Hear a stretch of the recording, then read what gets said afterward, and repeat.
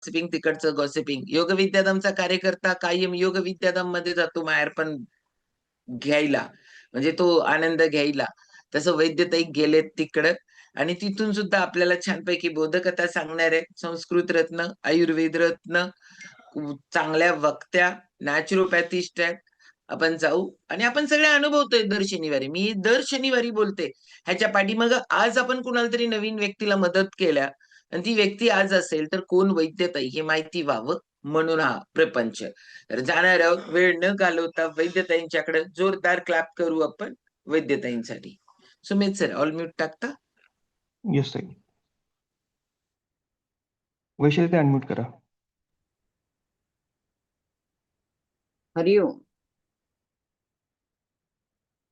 खूप सुंदर आता बहिणी बहिणींचे अनुभव आपण ऐकले. कितीतरी त्रासांमधनं मुक्त झाल्याचा आनंद त्यांचा तो त्यांच्या चेहऱ्यावर झळकत होता. आणि सुजाताताई म्हणाल्या तसं एकीने दुसरीला दिली, दुसरीने तिसरीला दिली आणि त्या सगळ्यांचा अनुभव एका दिवशी आपल्याला छानपैकी ऐकायला मिळाले. आपण नेहमी बघतो की मदत करायची आणि ती मदतही छान करत असतो.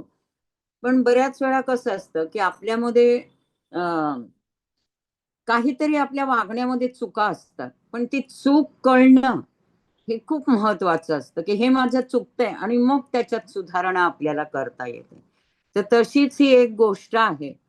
तर आपण बघूया की आपला म्हणजे मुलाचं लग्न केलं डिसेंबरमध्ये. एकुलत्या एका मुलाचं लग्न पल्लवी सोबत, म्हणजे त्यांची आता ती सून, थाटात पार पडलं आणि लगेच पहिला सण आला संक्रांत. तर सासूबाई म्हणाल्या सुनेला, अगं पल्लवी परवा संक्रांत आहे, तुला कधी वेळ आहे त्यानुसार आपण हळदी कुंकू करूया. तुझं पहिलं हळदी कुंकू आहे ना हे.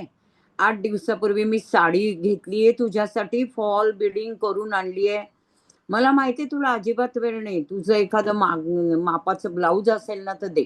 बोलून आली आहे मी त्या टेलरला, अर्जंट शिवून देतो असं ती बोललेली आहे. तर हलव्याचे दागिने आणू का, तुला आवडतात ना. तर आपली आयटी सूनबाई आणि तिला एका दमात भराभर गीताताईंनी असे सगळे प्रश्न विचारले. आता पल्लवी आपल्या सासूच्या बाजूलाच बसलेली होती. अहो आई, तुम्ही किती समजून घेता हो मला. मला खूप तुमचा अभिमान वाटतो. तुमच्यासारख्या समजून घेणाऱ्या सासवा असतील ना तर कुरबुरी करायला मुळी वावच मिळणार नाही. आई, हलव्याचे दागिने काही मला फारसे आवडत नाही, त्यामुळे ते नको. बरं आई, लाडू कधी करायचे? मला ना खूप आवडतात तिळाचे लाडू. म्हणजे तुला लाडू करता येतात? नाही हो आई, मी कधीच केलेले नाहीयेत, आईच करते. मी खायचं काम केलं आजवर, पण आता पण मग तेच कर, सासूबाई बोलल्या. म्हणजे म्हणजे आपले लाडू अगं तयारच आहेत. अगं उद्या भोगी आहे ना, असं म्हणतात भोगीच्या दिवशी तिळगुळाचे लाडू करायचे नाही. कारण तर मलाही माहित नाहीये, पण मी पाळते. सासूबाईंनी किचन मधून लाडवाचा डबा आणला आणि तिच्या समोर धरला. घे, हवे तेवढे खा. थँक्यू आई म्हणत पल्लवीने सासूबाईंना मिठी मारली. ह्या आपल्या सासूबाई आहेत हे ती मुळात विसरूनच गेलेली. हलकेच त्यांच्या गालावर आपले ओठ टेकवले. लव्ह यू आई, गुड नाईट असं म्हणत थोडे लाडू वाटीत घेऊन ती गेली झोपायला. सासूबाई आपल्या सुनेच्या प्रेमाने अगदी हरखून गेल्या. खूप भाग्यवान आहे मी, इतकी गुणी सून मला मिळाली. खरं तर आपल्यापेक्षा खूप श्रीमंत आहेत ते लोक, पण पोरगी कधी म्हणत नाही माझ्या माहेरी असं की माझ्या माहेरी तसं, काहीही नाही. प्रियेशची आज कॉन्फरन्स होती, त्यामुळे तो तसा उशिराच येणार होता आणि तो आल्याशिवाय तिला झोप लागणार नव्हती. चला आईला तरी फोन करूया, निदान आज तरी ती माझ्या सासूबाईंचं कौतुक करेल. पल्लवीने आईला व्हिडिओ कॉल लावला. खुशाली सांगितली, तिळाचे लाडू दाखवले. आई, खरंच ग मी खूप नशीबवान आहे, इतकं चांगलं सासर मिळालं मला. सासूबाई तर अगदी आईसारखी माया करतात माझ्यावर. तिने सासूबाईंना मारलेली मिठी वगैरे ते सगळं सांगितलं आनंदाने. आईचं सुरू, काही नाही ग, नव्याचे 9 दिवस, मग बघ दाखवतील आपला रंग. सासू कधी आई होऊ शकते का? फुटेल तुझा भ्रमाचा भोपळा, जास्त कौतुक नको करू. आई काही काय बोलते ग, हे बघ पल्लवी, त्यांच्या थोड्याशा प्रेमाने लगेच तू पाघडून जाऊ नको. हा, बरं मग मी काय करावं अशी तुझी इच्छा आहे, सांग बरं. अगं, नव्याचे 9 दिवस आता गोड गोड बोलतील आणि मग सांगतील एक एक काम. अगं आई, पण घर म्हटलं की थोडीफार मदत जमेल तेव्हा जमेल तशी करावीच लागेल ना ग. यासाठी तुला इतकं शिकवलंय का आम्ही? आपल्या घरी काही काम करत होतीस का? चहा सुद्धा मी हातात देत होते. ती म्हणाली, पण आई ते माझं माहेर नाहीये, सासर आहे ना ग. अगं, आत्ताच बोलली ना, सासूबाई आईसारखी माया करते. हो, करतातच मुळी त्या. मग का देत नाहीत तुझ्या हातात चहाचा कप? तू देतेस तुझ्या सुनेच्या हातात. ती थोडीच नोकरी करते. तरी पण एखाद्या दिवशी, आता तू इकडचा विषय तिकडे नेऊ नको हा, एखाद दिवशी तरी देतेस का? हे बघ पल्लवी, आमची खूप इच्छा होती ग की तू इंजिनियर व्हावं, चांगलं करिअर करावं. ते सगळं तू केलं, पण म्हणून तू आता नुसतं घर घर घर असं का करतेस? जेव्हा पाहावं तेव्हा सासरच्या लोकांचं कौतुक, पुन्हा सासरच्या लोकांचं कौतुक, सासूचं कौतुक. अगं, तुझ्या डोक्यात काय चूल मूलचं खुळू भरलंय का आई? मी कधी बोलले तुला चूल आणि मूल सांभाळायचं म्हणून? बोलली नाहीस ग, पण तसंच काहीसं जाणवतंय तुझ्या सगळ्या बोलण्यावरून. तू तर सुतावरून स्वर्ग गाठतेस आई.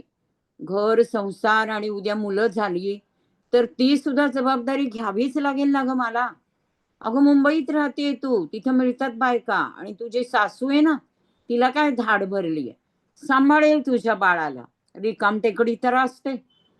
आई, एक विचारू का? अगं, एक काय 10 विचार, माझ्याकडे प्रत्येक याच्यावर सोल्युशन आहे. मग आई, दादाची बायको चांगल्या कॉलेजमधून MBA करून आपल्या घरात आली. लग्नाच्या आधी ती जॉब करत होती, पण लग्न झाल्यावर जॉब करायचा नाही हे तू अगदी ठणकावून सांगितलंस ना तिला. आठवतंय मला.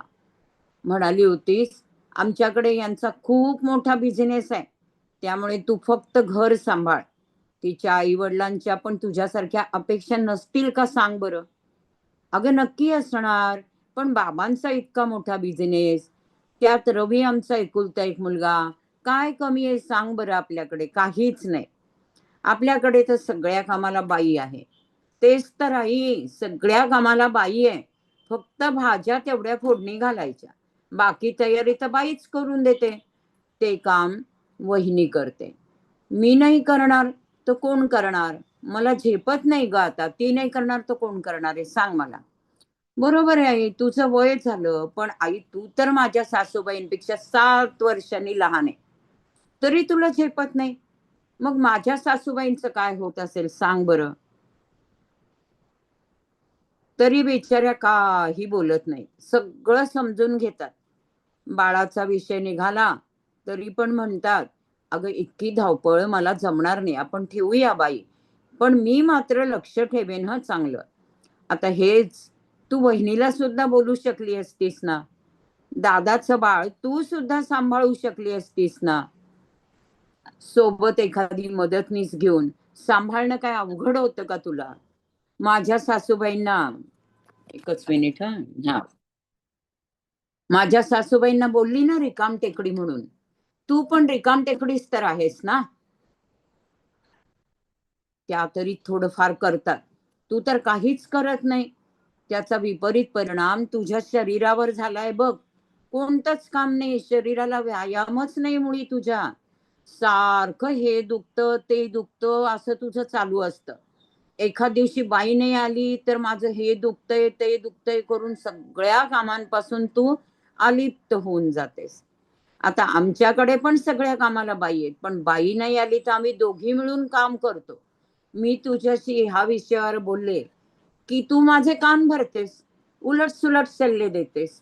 म्हणून हल्ली ना, मी खरं सांगते, तुझ्याशी बोलणं, तुझ्यासोबत बोलणं मी टाळतेच बघ. आज सासूबाईंचं बोलणं ऐकून मला वाटलं तू खुश होशील, पण तू तू त्यातही उलटाच विचार करते, वरून माझे कान भरतेस. आई, अगं, आपल्या घरात वहिनी फक्त शोची बाहुली बनून घरभर फिरत असते. अगं, बाहेर नाही नोकरी, काही नोकरी करायला तू पाठवत, ठीक आहे ना, पण जाऊ दे ना, तिला आपल्याच कंपनीमध्ये जाऊ दे. अगं, MBA ती मार्केटिंग मध्ये विथ डिस्टिंक्शन. पण करते काय? चूल आणि मूल. अगं काही काय बोलते, प्रत्येक कामाला बाई आहे म्हणूनच बोलते ना, चूल आणि मूल. घरात सगळ्या कामाला बाई आहे. तुमचा मोठा बिझनेस आहे, पैशाची गरज नाही म्हणून काय तिने घरी बसायचं? अगं आई, प्रत्येक स्त्री ही नोकरी फक्त पैशासाठी करते असं नाहीये. खरं तर मुलींना शिक्षण द्यायचं, स्वतःच्या पायावर उभं करायचं ही काळाची खरंच गरज आहे. जाऊ दे आता, तुला तरी त्यातलं काय कळणार? तू बाई गर्भ श्रीमंत बाई. पण आई तू विचार कर, वहिनीच्या आईने जर तिला तुझ्यासारखे सल्ले दिले असते आणि वहिनीने तसंच वागायला सुरुवात केली असती, तुझा नकार असून पण ती नोकरी करायला बाहेर पडली असती. दादा त्याची कोंडी होईल. आईची बाजू घ्यायची की बायकोची? बायकोची घेतली तर तू रुसणार, तुझी घेतली तर ती सारखी कटकट करणार. बिचाऱ्या दादाचं दोन्ही बाजूनी मरण. आणि हेच तर कारण आहे ना ग, हल्ली घटस्फोटाचं प्रमाण खूप वाढलंय. मुलींच्या अपेक्षेपेक्षा त्यांच्या आई वडिलांच्याच अपेक्षा जास्त आहे. आता माझंच उदाहरण घे ना, आपल्या तोला मोलाचं सासर नाही म्हणून तुम्ही माझ्या या स्थळाला नकार देणार होतात. कारण काय? तर मुलाचं पॅकेज कमी आहे. वयाच्या 32व्या वर्षी 30 लाखाचं पॅकेज खरंच कमी आहे आई. एकुलता एक मुलगा, सासू सासरे दोघेही पेन्शनवाले, स्वतःचे 3 BHKचं घर, गाडी, शिवाय गावी शेती. अजून काय पाहिजे सांग ना? तू मात्र सून किती साधारण घरची केली का? कारण ती तुला दबून राहील आई. आई अगं तुझ्यासारख्या आया असतील ना तर मुली सगळंच आईचं ऐकणाऱ्या असतील, आणि तर त्या मुलीचा घटस्फोट नक्की. आणि हेच घडतंय ना ग सगळीकडे. आता तुझंच बघ ना, सारखी आपलं माझ्या घरच्यांच्या विरुद्ध तू कान कान भरते. समजा मी तुझं ऐकलं आणि मी तसंच वागले तर आमच्या दोघांमध्ये पण भांडणं होणार. इतक्या वर्षांपासून तो त्याच्या आईला ओळखतो, म्हणजे त्याला माझीच चूक वाटणार. आणि त्याचा परिणाम म्हणजे आमच्यात रोज कटकटी होणार, भांडणं होणार. त्यापेक्षा घटस्फोट बरा असं मलाही वाटणार, त्यालाही वाटणार. चालेल आई तुला? तुझी मुलगी इतकं चांगलं सासर नवरा सोडून तुझ्याच घरी राहायला आली तर? अगं आई, पैसा सर्वस्व आहे का ग? आजकाल मुली आणि त्यांचे आई वडील फक्त पॅकेज बरोबर लग्न करतायत. सगळे भौतिक सुखाच्या मागे धावत सुटले, खरं प्रेमच विसरून गेले. आई पहिले मुलींना आणि त्यांच्या आई वडिलांना मुलीला सासर कसं मिळेल याची भीती असायची. आता मी निरीक्षण करते ना तर असं जाणवतं आजकाल सासवात चिंतेत आहे. मुलाचं लग्न ठरलं तर सून कशी मिळेल, आपला कसा निभाव लागेल. आधी मुलगा म्हणजे ना म्हातारपणाची काठी वाटायची आई वडिलांना. आता आपण कधी एकटे पडू किंवा आपल्याला कधी वृद्धाश्रमात जायला लागेल याचीच भीती असते. काय, तुम्ही आम्हाला शिकवलं, मोठं केलं, आमच्या सुखाचा विचार करता, सगळं बरोबर. पण जोपर्यंत आम्ही आमच्या अडचणी तुमच्या बरोबर शेअर नाही ना करत, तोपर्यंत तरी तुम्ही आमच्या संसारात अशी लुडबुड नका ना करू. उगाच सासरच्या लोकांच्या विरुद्ध मुलींचे कान भरू नका. माझी सासू चुकत जरी असेल ना तरी सुद्धा तू समजावून मलाच समजून सांगायला पाहिजे. नवीन माणसं आहेत, थोडं समजून घे बाळा, असं तू मला म्हणालीस तर किती मला आनंद होईल ग. पण नाही, तू त्यांच्या चुका नसताना पण शोधून काढणार आणि मला भडकवणार. कुठेतरी आई हे थांबायलाच हवं आहे. त्याचा विपरीत परिणाम संपूर्ण समाजावर होतोय. मुलाचं लग्न मोठी समस्या वाटते आजकाल आई वडिलांना, फक्त तुझ्यासारख्या आईमुळे. पल्लवीची आई एक मिनिटभर शांत राहते. आई काय झालं, तू बोलत का नाही? अगं पल्लवी, सॉरी बाळा, आज तू माझे डोळे उघडले. मला खरंच माझी चूक कळलीये. अगदी उद्यापासून तुझी वहिनी आपल्या कंपनीत नोकरी करायला जाणार. उद्या सकाळी स्वप्नजा सून म्हणून घरात आणली, ती या घरात फक्त मुलीसारखी खरंच राहणार. पल्लवीची जागा आता आम्ही स्वप्नजाला देऊ. थँक्यू, वेळीच मला माझी चूक दाखवून दिलीस. आता बघा, अपर्णाताई तीर्थवाडकर म्हणून तुम्ही त्यांचं युट्यूबला असतात, आता त्या नाही आहेत. पण त्या ऍडव्होकेट होत्या आणि त्या सगळ्या ह्याच प्रकारच्या केसेस घ्यायच्या आणि त्या ठिकाणी त्या म्हणजे मुलींच्या आईंना मुख्यतः, कारण त्यांना सगळ्याच्या दिसायचं की याच्यात आईची चूक आहे आणि ह्या म्हणजे त्याच्यावरती सगळे काही त्यांचे युट्यूब आणि इतकं इतकं त्या म्हणजे परखड बोलायच्या की अतिशय सुंदर. तुम्ही कधीतरी त्यांचं ऐका आणि खरोखरच तुम्हाला खूप छान वाटेल. आणि मला हे असं खूप आवडलं की चूक पटली पाहिजे स्वतःला, तरच आपण ती चूक सांभाळतो म्हणजे सावरतो आणि चांगल्या मार्गावर येऊ शकतो. तर आपणही तेच करूया. आपल्या बऱ्याच चुका होत असतात. थोडंसं आत्मनिरीक्षण करूया आणि ह्या सगळ्या चुकांवर खऱ्या अर्थाने आपण आपल्या बाजूने तरी त्या अशा प्रकारच्या चुका होणार नाहीत ह्याकडे लक्ष देऊया. हरिओम. चलो जोरदार क्लॅप करू आपण वैद्यताईंसाठी. केवढा भारी बोध होता की मी तुम्हाला सांगू का, मुलींच्या संसारामध्ये तुम्हाला इंटरफेअर करायचं नसेल तर तुम्हाला स्वतःला व्यस्त ठेवावं लागेल. तुम्ही स्वतः व्यस्त असला ना, तुम्हाला काम असेल, तुम्ही कुठलं ना कुठलं छोटं मोठं काम करत असाल आणि त्या कामामध्ये व्यस्त राहिला तर तुम्हाला त्यांच्यात लुडबुड करायची गरज नाही. मी स्वतःला ना ह्याच्यासाठीच, मला सगळे म्हणतात 2 मुली आहेत, 2 मुलींच, माझी विहीनबाई आहेत बरं का, आता कॉलवर आहेत ऐकायला. 2 मुली आहेत आणि पण तुम्हाला करायची काय गरज आहे? मला स्वतःला वाटतं आणि मी हेच कायम सांगते. मुलींच्या संसारात इंटरफेअर करायचं नाही म्हणून मला स्वतःला वार्धक्यापर्यंत व्यस्त कशात ठेवायचं, त्याच्यात काम करणार. मी रिकामीच असले तर मी काय करणार? काय करायला सोनू? काय चाललंय तुझं? काय? आणि मी हेच बघत बसणार ना, काय करणार आहे? आणि मग ते आपल्याला ते करायचं नाहीये ना, ते त्यांच्या संसारात सुखी राहायला पाहिजे. तर आपण आपल्याला व्यस्त ठेवा, व्यस्त. काही असल्या गोष्टींमध्ये वावच नाही. कारण काय, मला आतापर्यंतचा माझा एक्सपिरियन्स आहे. ना कधी मुलींनी मला सांगितले माझी सासू अशी आणि तशी आणि काय काय प्रकार नाही. कारण का, की मीच पण इंटरफेअर करत नाही, त्या पण इंटरफेअर करत नाहीत. आपल्याला आपण सुरुवात कोणी करायची? आपल्यापासनं. आपण नाही त्यांच्या संसारात इंटरफेअर करायचं.